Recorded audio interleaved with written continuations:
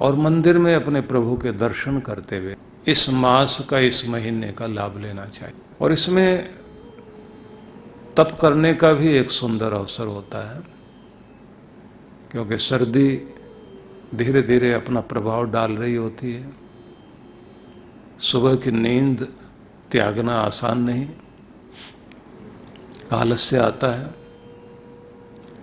और उस समय पता लगता है कि हमारी श्रद्धा कितनी है, कितने श्रद्धा भाव से हम अपने नियम में अग्रसर होते हैं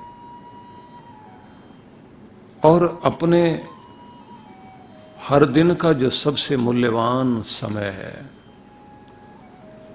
वह जहां से हर दिन की जिंदगी शुरू होती है, उसे आप भगवान के स्मरण के साथ जोड़ते हुए अपने दिन की शुरुआत करें। देखने वाली बात है कि जिस चीज को आप बहुत अधिक मूल्य देते हैं, उसी के लिए समय भी निकालते हैं। यदि आपके जीवन में मूल्यवान भगवान है और आपका जीवन आपके लिए मूल्यवान है, आप एक एक क्षण का उपयोग कर लेना चाहते हैं, तब आपकी पूरी कोशिश रहेगी कि रात्रि में आप ठीक समय पर सो सकें। उससे भी ज्यादा कोशिश ये रहेगी कि आप जल्दी उठें और प्रभु के चरणों से आप जुड़ें।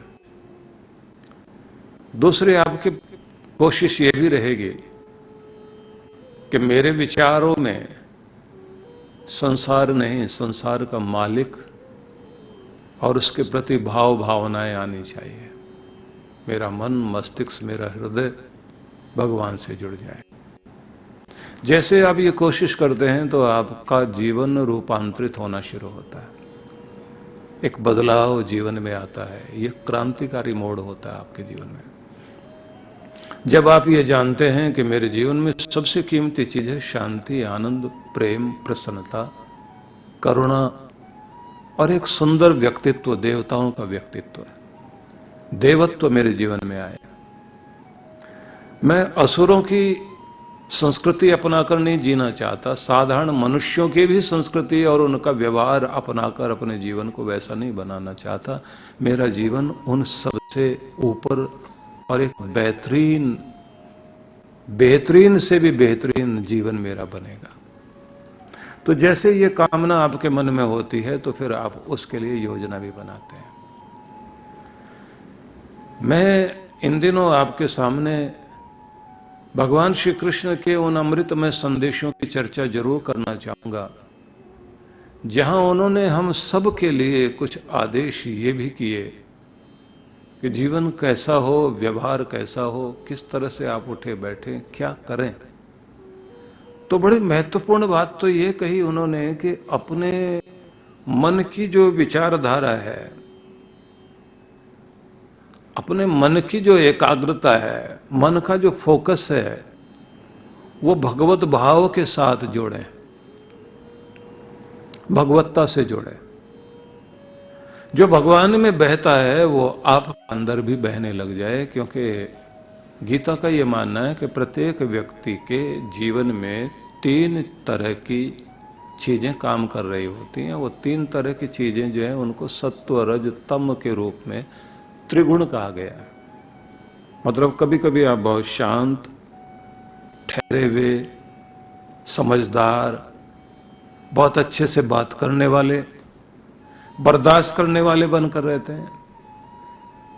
कभी बड़े उतावले, बड़े जोश वाले, बड़ा गुस्सा करने वाले, बड़े जल्दी आप बहकने वाले, क्रोध में आ जाने वाले, लालच में पड़े हुए। हर एक आदमी को इस रूप में देखते हैं कि इससे कैसे लाभ लिया जा सकता, फायदा उठाया जा सकता है। बल्कि कोशिश ये भी होती है कि उसी को प्रणाम करते हैं जिससे लगता है इससे कुछ मिल सकता है, फायदे वाला आदमी, काम का आदमी है। काम का मतलब है मेरे मतलब का आदमी, मेरा मतलब इससे पूरा हो सकता है।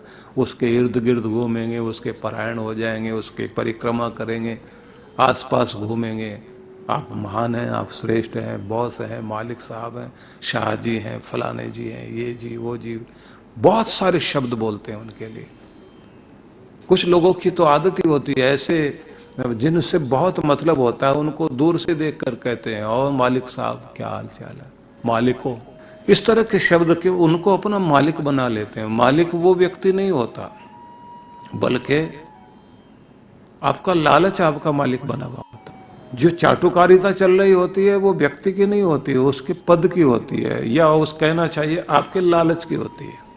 तो ये एक अलग व्यक्तित्व है जिसको आप कहेंगे ये राजसिक गुण है।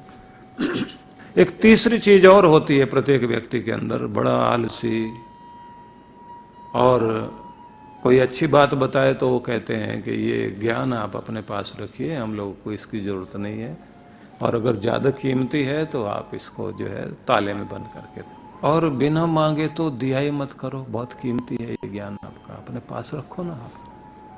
हमारी जिंदगी जैसी है हमारी चलने दो, हम अपने में बहुत खुश हैं, समझाने की कोई जरूरत ही नहीं है।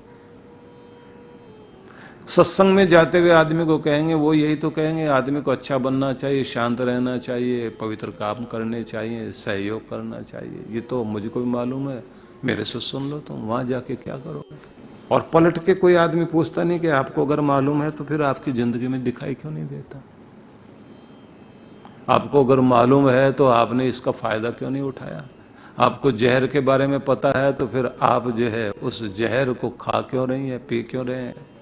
तो बहुत विचित्र बात है कि आप तीन तरह के गुणों से अपने आप के व्यक्तित्व को प्रभावित होता हुआ जानते हैं, और आपको पता भी नहीं लगता कि कब कौन सा प्रकृति का गुण आपकी जिंदगी में आपको प्रभावित कर रहा है, कब सत्व गुण होता है। हाँ, ये बात जरूर ध्यान रख लीजिए कि पूरे दिन के अंदर आपको अलग अलग तरह से ये गुण प्रभावित करते हैं। जैसे प्रभात में सत्व गुण ज्यादा काम करता है और रात्रि में तामसिक, एकदम उससे उल्टा।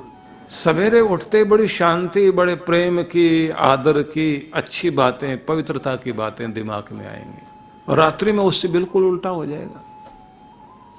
दिन में आप बहुत एक्टिव रहते हैं, सूरज जैसे जैसे ऊपर चढ़ता जाता है तो आपकी गतिशीलता बढ़ती जाती है, सूर्य जैसे ढलने लग जाता है तो आप लो फील करने लग जाते हैं।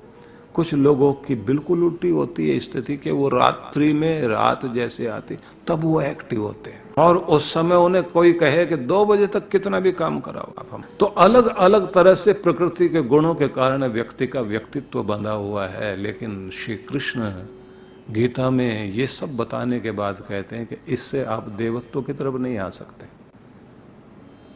अगर देवत्व की तरफ आना चाहते हैं, आप फरिश्तों जैसा, देवताओं जैसा जीवन जीना चाहते हैं, एक ऊंचा जीवन, क्योंकि देखिए ये बात भी ध्यान रख लेना, जिस तरह से हर दिन आपके अंदर सात्विकता, राजसिकता, तामसिकता एक एक क्रम के साथ आती है, तो तामसिक होने के बाद में फिर आदमी को चोट लगेगी या कुछ सोचेगा, अकेला बैठेगा और कहेगा नहीं ऐसा नहीं होना चाहिए, क्योंकि कितना भी झूठा आदमी हो सारा दिन झूठ बोल करके गुजारा नहीं कर सकता। बेईमान आदमी भी हर समय अपने बच्चों से, खुद से, पत्नी से, सबसे बेईमानी करते करते नहीं जी सकता। बदलता है आदमी, और वो मानता है कि ईमानदारी का अपना महत्व है, सच्चे होने का अपना महत्व है।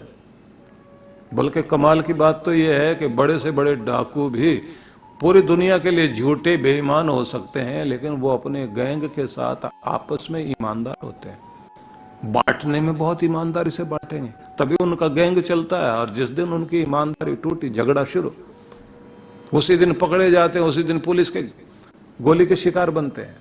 तो ये क्रम चलता रहता, सत्व गुण, रजोगुण, तमोगुण। तमोगुण से, हाँ ये बात जरूर ध्यान रख लीजिए कि जो सात्विक व्यक्ति होंगे, देवत्व वाले लोग होंगे, अच्छे लोग होंगे, धर्म वाले लोग होंगे, उनमें तमोगुण कम मात्रा में होगा, मोनोपोली सत्व गुण की होगी। अधिक प्रभाव जो है उनमें सत्व गुण का रहेगा। वो थोड़ी देर के लिए क्रोध में आ भी जाएंगे, रजोगुण आएगा उनके अंदर, लेकिन पत्थर पर खींची हुई लकीर की तरह नहीं होगा, पानी पर खींची हुई लकीर की तरह होगा। पानी पर आप लकड़ी से लकीर खींचने की कोशिश कीजिए, एक बार तो लगेगा लकीर खींची जा रही है, लेकिन पीछे मुड़ के देखे है ही नहीं। अभी आया गुस्सा, खत्म, बात भी भूल गया।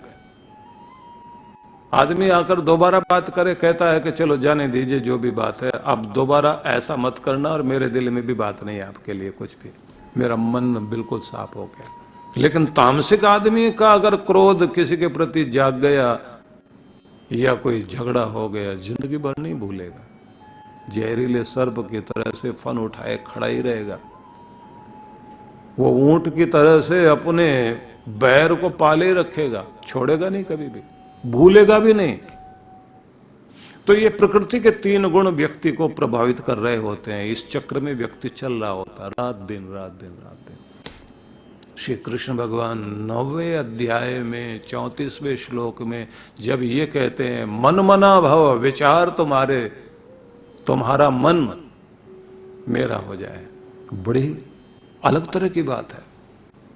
अभी संसार का बना हुआ है, अभी तुम दुनिया के बने हुए, अभी तुम रजोगुण वाले हो, तमोगुण वाले हो, तुम थोड़ी देर के लिए सतोगुण में आते हो, अभी थोड़ी देर के लिए शांत होते हो, लेकिन फिर तुम अपने स्वभाव में आ जाते हो, अपनी औकात दिखा जाते हो, अपने अंदर का पूरा रूप दिखा जाते हो। ये आपकी असलियत है। लोग बोल रहे होते हैं, अब समझ में आई आपकी असलियत, अब हमको पकड़ में आई, असली में तो तुम यही हो। तो असली रूप दिखा देते हैं लोग। लोग कहते हैं असली दांत दिखा दिए इसने अपने। अभी तक जो ये मुस्कुरा रहा था, गिड़गिड़ा रहा था, वो बात अलग है, असली वाले निकल आए बाहर। लेन देन में असलियत आ जाती है बाहर। लेने के टाइम अलग बात है, देना पड़ जाए। कमाल की बात तो यह है कि उधार देने के बाद निकलवाना भी अपने आप में एक बहुत बड़ी कला है। हर आदमी को नहीं आती हो। अपने पैसे निकलवाने, किसी से गिड़गिड़ाओ, उसके सामने जाते रहो, जरूरत बताते रहो, रोज चक्कर काटते रहो। जैसे आप अपने मंदिर में परिक्रमा करते हैं भगवान की, वैसे उसकी परिक्रमा करो, और फिर वो थोड़ा थोड़ा देगा आपको और बहुत एहसान करेगा। जैसे आप भीख मांगने वाले और वो देने वाला, वो दाता है, और उसको बड़ा दर्द हो रहा होता है दूसरे का दिया हुआ लौटाने में, क्योंकि दूसरे के दिए को अपना मान बैठा है। ठीक है कि किसी की मजबूरियां होती हैं, किसी की अपनी परेशानियां होती हैं, किसी का के साथ धोखा हो गया, किसी के साथ में जो है गरीबी, लाचारी, बेबसी आ गई, वो बात अलग हो सकती है। लेकिन वो लोग जिनके अंदर तामसिकता और रासिकता भरी पड़ी है, नहीं लौटाना चाहेंगे। तो जिंदगी को किसी एक ऊंचे स्तर पर अगर हम देखना चाहते हैं तो आपको गीता के उस संदेश को सुनना चाहिए जब भगवान श्री कृष्ण कहते हैं, तुम्हारे विचारों में मैं हूं या संसार है, तुम्हारा आदर्श कौन है? भगवान को आदर्श बनाइए। अपना मन मना भाव, अपना मन मुझ में एकाग्र करो। पूरे माइंड का फोकस भगवान में, भगवत्ता में, दिव्यता में, अच्छाई में, शुभ में। अब वो शुभ क्या है जिसके कारण पूरा संसार चल रहा है, पूरा नियम में, पूरा व्यवस्था में, पूरी तरह से व्यवस्थित और सुंदर दिव्य योजना के साथ पूरा संसार चल रहा है, कोई भी नियम का उल्लंघन नहीं करता।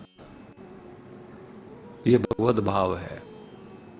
एक अच्छी योजना के साथ अपनी जिंदगी बनाइए आप, और उस अच्छी योजना के साथ बना करके अपने जीवन को आप एक अच्छा प्रबंधन ऐसा बना दीजिए कि स्वचालित प्रक्रिया से चीजें चल रही हो। आपको भी उसी तरह चलना है कि सुबह उठें, ध्यान दीजिए। एक नियम है कि जब आप शांत हैं, प्रसन्न हैं, तब आप विश्व शक्ति से जुड़े हुए होते हैं। विश्व शक्ति, विश्वनाथ, विश्व आत्मा, परमात्मा, पूरे ब्रह्मांड में जिसकी शक्तियां मौजूद हैं, चारों तरफ फैली हुई शक्तियां हैं। आप शांत होकर, प्रसन्नचित्त होकर, एकाग्र भाव से जब आप बैठे हुए हैं तो आपका चित्त ब्रह्मरंध्र पूरा ब्रह्मांड से जुड़ा हुआ और विश्व शक्ति आपको प्राप्त हो, और आप अपने आपे में आ रहे हैं, निज रूप में आ रहे हैं। जिसको भी डॉक्टर अर्चिका कह रहे थे कि आपका निज रूप, आपका स्वभाव, आपका स्वधर्म, वो क्या है? जब तक आपको अपना ये वास्तविक रूप समझ नहीं आए कि आप ये हो, आप भगवान के हो, और जो कुछ प्रकृति ने आपको बना दिया है उस सब से त्रिगुणातीत होकर के प्रकृति के तीनों गुण को तोड़ करके आप ब्रह्म भाव में आइए, जिससे आपके अंदर भगवत्ता आए। उसमें क्या करना होता है आपको? आपकी सबसे अधिक महत्वपूर्ण कड़ी जीवन की रहेगी रात्रि में सोने से पहले तक अपने मस्तिष्क को खाली करते हुए जितना अधिक शांत होते चले जाएं, क्योंकि नींद की तरफ जा रहे हैं आप, नींद में उतनी ही शांति मिलेगी जितना आपका मन शांत होगा। मन अशांत है तो नींद गहरी नहीं आएगी, ये ध्यान रखना। बड़े विचार चलते रहेंगे, सोते सोते भी सपने आते रहेंगे। मस्तिष्क को शांत कीजिए तो आप विश्व आत्मा के साथ, विश्व शक्ति के साथ, सृष्टि के ब्रह्मांड की ऊर्जा के साथ संबंधित होने लग गए। शांत हो, प्रसन्न हो, संतुष्ट हो, सहज हो, और सहज अवस्था में चलते चलते मन को फिर मनमना भव जब कहते हैं भगवान, तो अपने मन को भगवान से जोड़ते हुए कोई नाम स्मरण करते हुए, जाप करते हुए बिस्तर पर लेटिए तो आप शांति में सोने लगे हैं। और उतने ही शांत होकर आप अपनी सुबह को शांत बनाइए। जब उठेंगे आप अपने प्रभात को जितना शांत आप बना लेंगे, अपनी सारी चीजें व्यवस्थित करके रात्रि में ठीक करके रख दीजिए। सुबह आपको कौन सी चीजें कैसे चाहिए, कहीं इधर उधर दौड़ना ही ना पड़े। आप शांत होकर अपने दिन की यात्रा शुरू करें। अब शांति में प्रसन्नता लाइए सुबह जागते ही, फिर प्रेमपूर्ण हो, मधुरता लाइए, और फिर आप सुगंध बने अपने अंदर भगवान के प्रति। उनकी कृपाओं को याद करके धन्यवादी होइए। तो जैसे घर को आप खिड़कियां खोल देते हैं, ताजी हवा आ रही है, कोई अगरबत्ती जला दी आपने, घर महकने लग गया है आपका, और घर को स्वच्छ किया जा रहा है, तो घर का कूड़ा करकट बाहर निकाला जा रहा है। ऐसे अपने गलत नकारात्मक विचारों को बाहर निकालिए और सब ठीक होगा का भरोसा रख करके प्रभु के सामने हाथ जोड़ते हुए कि तू है ना मेरा सखा, मेरा सगा, मेरा पिता, मेरी माँ, मेरा सब कुछ, तू ही तो है ना भगवान, और तू मेरे साथ है। तेरी कृपा हो रही है, तू मेरा हाथ पकड़कर चल रहा है, मैंने अपने आप को तुम्हें सौंप दिया है, मेरा हाथ पकड़े रखना भगवान। आपने शुरुआत की सुबह की, और देखिए आप भगवत भाव में आ गए। अपने मन को भगवान कहते हैं कि मुझ में एकाग्र कर दीजिए, मन मना भाव, मद भक्तो, और मेरी भक्ति में आ जाओ। धन की भक्ति, व्यक्ति की भक्ति, पद की भक्ति, स्वार्थ की भक्ति तो बहुत हो गई, न जाने किस किस की भक्ति कर रहे हैं हम लोग। अब भगवान की भक्ति, भगवान का भजन, वही जिह्वा पर रहे, वही नाम जीभ पर आए। लोगों के दिमाग में आकार प्रकार, बस वही स्वार्थ जिसको वो पूरा करना चाहते हैं, वही घूमता रहता है। तो ये बात ध्यान रख लीजिए, जीवन को कुछ नियमों के अधीन रखिए, और जब आप किसी नियम के आधार पर अपने आप को जोड़ देते हैं तो नियम और अनुशासन एक इतनी बड़ी कमाल की चीज है जो आपको शक्ति देती है, क्योंकि इसी में शक्ति है। नियम में शक्ति है, अनुशासन में शक्ति है। फौजियों को देखिए आप, पुलिस वालों को देखिए, पुलिस फोर्स के पास भीड़ को तितर बितर करने का, व्यवस्थित करने का उनके पास में कौन सा बल है? डिसिप्लिन का, क्योंकि वो सारे इकट्ठे हैं, भीड़ इकट्ठी नहीं है। भीड़ एक दिशा में चलने के लिए अनुशासित नहीं है। 150 लोग जो है 5-10 हजार लोगों को कंट्रोल कर लेते हैं, क्योंकि वो अनुशासित है। अनुशासन इतनी बड़ी ताकत है कि वो सबको बांध लेते, क्योंकि अनुशासन शक्तियों को, बिखरी हुई शक्तियों को एकाग्र करने का तरीका है, जोड़ने का तरीका, एक करने का तरीका है। धागों को जब आप लपेटते हुए रस्सी बनाते हैं, रेशों को लपेटते हुए रस्सी बनाते हैं, तो वो अनुशासित हो गए, बांध दिए गए, बट गए, जोड़ दिए गए। ऐसे करके उनको जोड़ दिया जाता है, बांध दिया जाता है। अब उनकी ताकत देखिए, तिनका क्या करेगा, लेकिन वो रेशा क्या करेगा, पतले पतले धागे क्या करेंगे, बट गए, मतलब जोड़ दिए गए। रस्सी को बांटने का मतलब वितरित करना नहीं, जोड़ना, रस्सी बांधना, रस्सी बनाना। अब उस रस्सी से हाथी बंध जाएगा, बिखरी हुई शक्तियां आपकी अनुशासन से ही एक होती हैं और सारी मिल गई एक जगह तो उसका परिणाम देखना आप। जैसे रस्सी से हाथी बंध जाता है, सारी बूंदें एक जगह आकर के बरसने लग जाए तो बाढ़ आने लग जाती है। बस ऐसे ही आपकी सारी शक्तियां एकाग्र करो और भगवान में लगाओ या अपने लक्ष्य में लगाओ, अपनी मंजिल की ओर लगाइए और फिर उसका कमाल देखिए। और ये बात ध्यान रख लीजिए कि जैसे मैंने आपसे कहा कि जब आप शांत होते हैं, जब आप प्रेम पूर्ण होते हैं और स्वयं में तृप्त अनुभव कर रहे होते हैं तो आप विश्व शक्ति से जुड़ गए। लेकिन ध्यान रखना, जब आप निराश हैं, जब आप क्रोधित हैं, तनावग्रस्त हैं, शांत नहीं अशांत जब आप हैं, आनंदित नहीं आप निराश हैं, आप सुखी अनुभव नहीं कर रहे हैं, दुखी अनुभव कर रहे हैं, तब आप विश्व शक्ति से संबंध विच्छेद हो जाता है। वहां से रिश्ता टूट गया आपका। कहां से जुड़ गया? दुनिया से। कौन बातें याद आएंगी? जो दुख देने वाली चीजें हैं। किसने दुख दिया उसकी बात घूमती रहेगी, संसार की बातें। जिसने आपको परेशान किया उसका चेहरा दिखाई देता रहेगा। क्यों किया, क्यों किया, क्यों किया, मैंने तुम्हारा क्या बिगाड़ा था, मेरे साथ ऐसे क्यों किया। फिर गुस्सा आएगा, भगवान बदला लेना इससे, इसको जो उजाड़ देना, मिटा देना, तबाह कर देना। तो संबंध विच्छेद हो जाता है उस समय आपका, जब आप क्रोध में होते हैं, जब निराशा में होते हैं, जब तनाव में होते हैं। लेकिन जैसे आप तनाव रहित हुए, शांत हुए, क्षमापूर्ण हुए, प्रेम पूर्ण हुए, प्रसन्न हुए, शांत चित्त हुए, तो आपका संबंध दुनिया से हट करके दुनिया के मालिक से और विश्व शक्ति से जुड़ जाता है। तब आपके अंदर एक अलग तरह की चीज शुरू होती है कि वो आपको भर रहा होता है, ऊर्जा दे रहा होता है। जितना शांत होकर के आप रात में सोएंगे तो विश्व शक्ति आपको नींद में प्राप्त होनी शुरू हो जाती है। आपकी रिपेयरिंग शुरू हो जाएगी, आपके जो जितने भी डैमेज सेल्स हैं उनकी रिपेयरिंग शुरू हो जाएगी, मसल्स की रिपेयरिंग शुरू हो जाएगी। आपको नया बनाए जाने का कार्य जारी रहता है और सवेरे सवेरे आपको फिर से तरोताजा करके उठाया जाता है।